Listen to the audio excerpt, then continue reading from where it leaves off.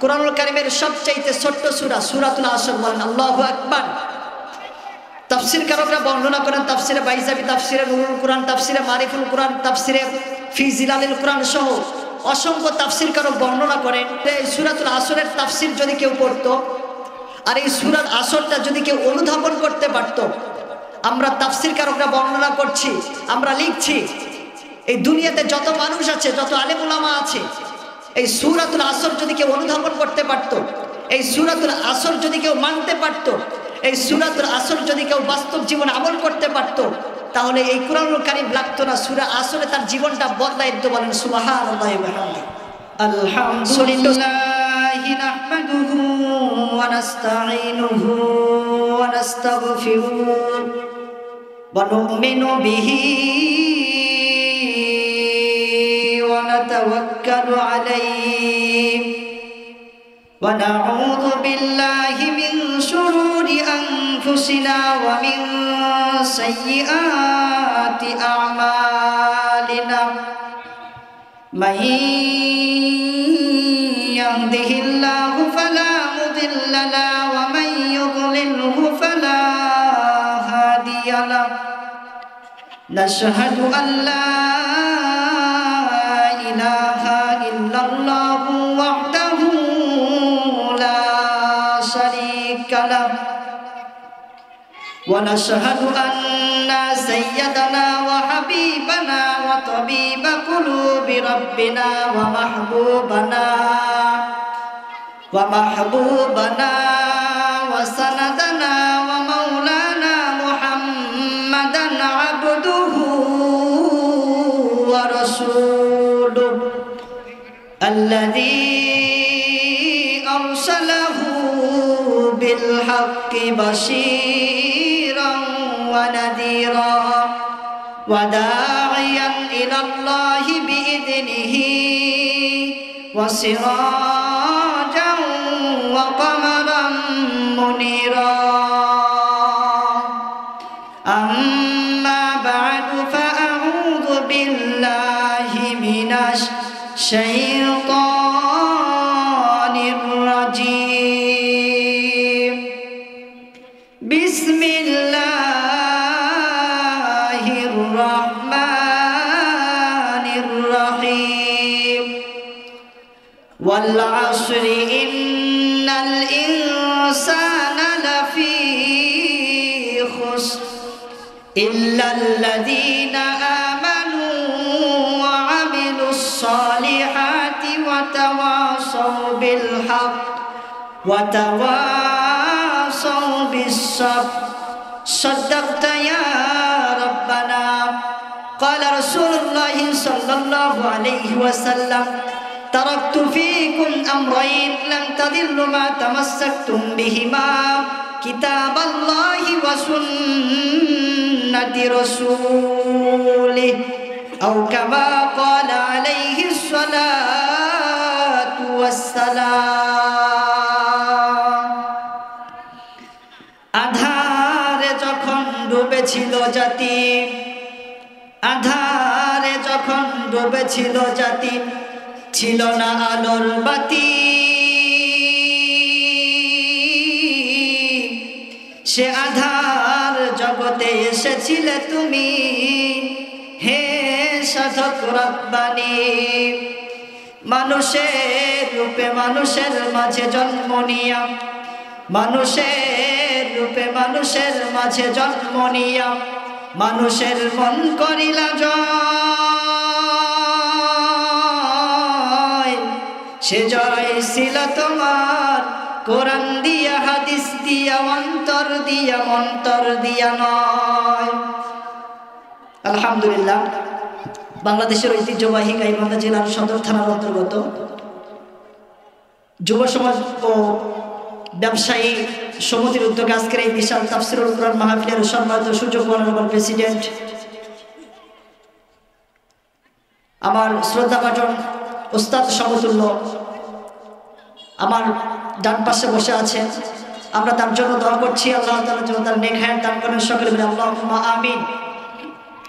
যেহেতু আমাদের পরে আরো অনেক আলোচক আছে, তো ভূমিকায় সময় না নিয়ে আমরা সর্বপ্রথম সে আল্লাহ তাআলার দরবারে শুকর আদায় করছি যে আল্লাহ পাক সুবহানাহু ওয়া তাআলা অত্যন্ত দয়া করে, মায়া করে, করুণা করে, মহাব্বত করে, ভালোবেসে, পছন্দ করে অত্র এলাকা থেকে গনে গনে গুণান্বিত করে, যাচাই বাছাই করে সুস্থ শরীরে আজকের এই তাফসিরের ময়দানে, কোরআনের মাহফিলে, জান্নাতের বাগানে এসে বসে আলোচনা শোনায় এবং আলোচনা করার তৌফিক দান করলেন। সে আল্লাহ তাআলার দরবারে শুকর আদায় করছি। সকলে বলি আলহামদুলিল্লাহ। আর একটু সংক্ষিপ্ত, বাঘের মতো সিংহের মতো গর্জন দিয়ে আরেকটু জোরে বলি আলহামদুলিল্লাহ।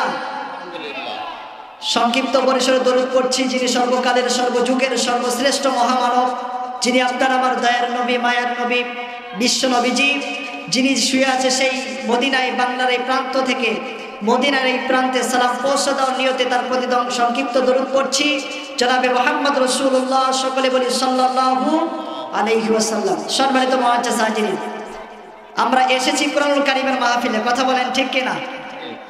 এই কোরআনুল কারীমের মধ্যে কোনো ভুল আছে? কোনো সন্দেহ আছে? না। তার কারণ শুরুতে আল্লাহ তাআলা চমৎকার করে একটা চ্যালেঞ্জ ছুড়ে দিলেন, যালিকাল কিতাব লা রাইবা ফিহি হুদাল লিল মুত্তাকিন। This is the book, the most authentic book in this world. Hereof there is no doubt about its guidance for মুত্তাকিন। বলেন আল্লাহু আকবার।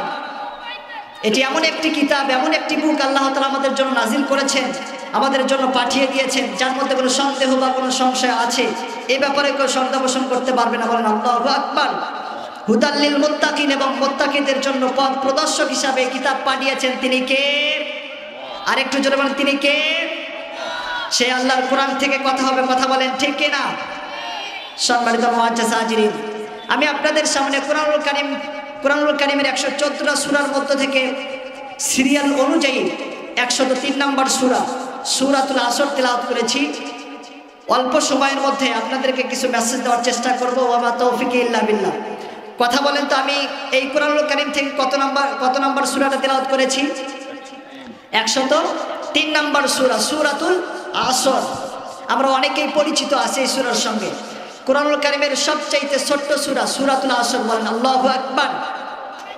তাফসীরকারকরা বর্ণনা করেন তাফসিরে বাইজাবি, তাফসিরে নুরুল কুরআন, তাফসিরে মারিফুল কুরআন, তাফসিরে ফি জিলালিল কুরআন সহ অসংখ্য তাফসীরকারক বর্ণনা করেন এই সূরাতুল আসরের তাফসির যদি কেউ পড়তো আর এই সূরাতুল আসরটা যদি কেউ অনুধাবন করতে পারত, আমরা তাফসীরকারকরা বর্ণনা করছি, আমরা লিখছি, এই দুনিয়াতে যত মানুষ আছে, যত আলেম উলামা আছে, এই সূরাতুল আসর যদি কেউ অনুধাবন করতে পারত, এই সূরাতুল আসর যদি কেউ মানতে পারত, এই সূরাতুল আসর যদি কেউ বাস্তব জীবনে আমল করতে পারত, তাহলে এই কোরআনুল কারীম লাগতো না, সূরা আসরে তার জীবনটা বদলায় দিত। বলেন সুবহানাল্লাহি ওয়া বিহামদিহি। ছোট্ট সূরা, 3 আয়াত বিশিষ্ট একটি সূরা। আল্লাহ রাব্বুল আলামিন কোরআনুল কারীমের এই ছোট্ট সূরার মধ্যে কি বললেন খেয়াল করুন। আল্লাহ রাব্বুল আলামিন সুন্দর করে জানিয়ে দিচ্ছেন, ওয়াল্লাহ, সময়ের কসম, কালের কসম, যুগের কসম। ওয়াও কসমিয়া, আল্লাহ তাআলা শুরুতে বললেন ওয়াও দিয়ে।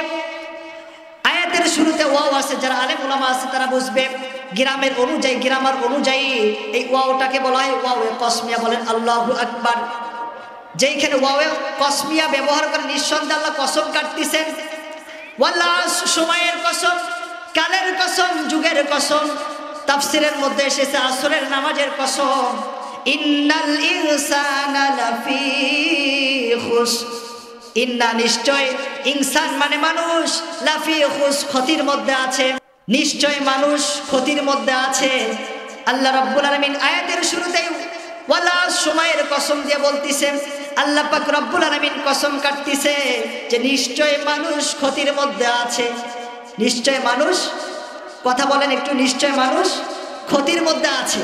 কে বলছেন? আল্লাহ। দুনিয়ার কোনো মানুষ বলেন নাই, দুনিয়ার কোনো হুজুর বলেন নাই, দুনিয়ার কোনো মোল্লা মৌলবি বলেন নাই, স্বয়ং আল্লাহ বলছেন ইন্নাল ইনসানা লাফি খুসর, নিশ্চয় মানুষ ক্ষতির মধ্যে আছে। ইল্লাল্লাযীনা আমানু, তবে তারা ব্যতীত, ইল্লাল্লাযীনা আমানু, তবে তারা ব্যতীত যারা ঈমান এনেছেন। কি করেছেন? ঈমান এনেছেন।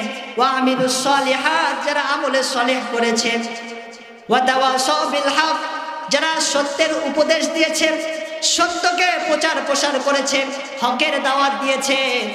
ওয়া তাওয়াসাউ বিস সবর, এবং এই হকের দাওয়াত দিতে গিয়ে হকের কথা বলতে গিয়ে তারা বিপদগ্রস্ত হয়েছে, বিপদের সম্মুখীন হয়েছে, ইমানের পরীক্ষা দিতে হয়েছে। ইমানের পরীক্ষা দিতে গিয়ে তাদের উপর অমানসিক জুলুম, নির্যাতনের স্টিমুলার চালানো হয়েছে। এই হকের দাওয়াত দিতে গিয়ে যারা ওয়াতাওয়াসাও বিসসবর, যারা ধৈর্য ধারণ করেছে, এই চারটা গুণ যাদের মধ্যে থাকবে আল্লাহ পাক রব্বুল আলামিন বললেন তারাই সফল। বলেন সুবহানাল্লাহ। তিনটা আয়াত যা আছে সূরাতুল আসর, এই তিনটা আয়াতের সংক্ষিপ্ত তরজমা হচ্ছে চারটা গুণ, চারটা বৈশিষ্ট্য যাদের মধ্যে থাকবে তারাই সফল। আর এই চারটা গুণ, চারটা বৈশিষ্ট্য যাদের মধ্যে থাকবে না, আল্লাহ পাক রব্বুল আলামিন ইন্নাল ইনসানা লাফি খুসর, নিশ্চয়ই সমস্ত মানুষ ক্ষতির মধ্যে আছে। 1 নাম্বার যারা ঈমান এনেছে, 2 নাম্বার যারা আমলে সলেহ করেছে, 3 নাম্বার যারা হকের দাওয়াত দিয়েছে, 4 নাম্বার যারা হকের প্রতি ধৈর্য ধারণ করেছে। এই চারটা গুণ আমাদের মধ্যে থাকার দরকার আছে না নাই?